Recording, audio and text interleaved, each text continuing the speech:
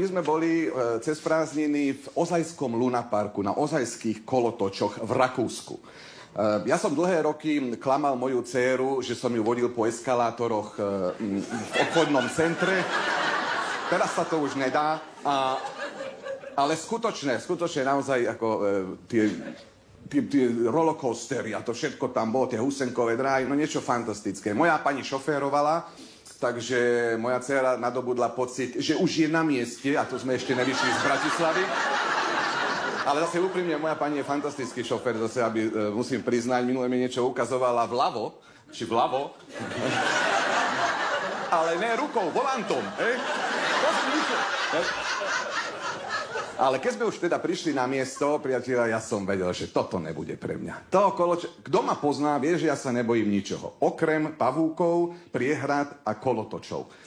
To bolo tie obrovské, tie húsenkové dráhy. Ja som si predstavil, že ja, keby tam vyniesie ma to hore a ja sa tam na chvíľu stretnem so svojimi predkami a potom ma to pustí 200 km rýchlosťou zase dole, kde teda sa navždy s predkami spojím a zostanem. Ale zase na druhú stranu ja som sa nechcel ukázať pred vlastnou dcérou, že som akože posratá handra, čo sa bojí. Tak hovorím, Tereska, nechoďme na to. Na čo? Na čo?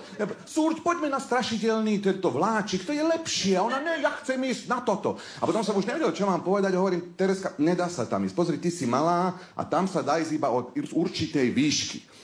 A ona takže, OK. A ten trd, čo obsluhoval ten rollercoaster, hovorí, ale môže ísť aj ona, ak je v sprievode dospelého.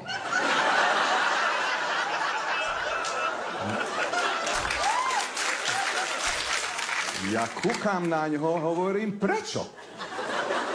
Prečo ty si taký zlý človek? Nevidíš, že otec sa bojí? Prečo si to urobil?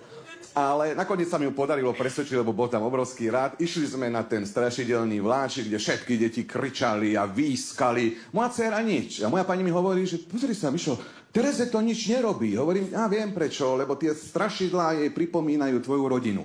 A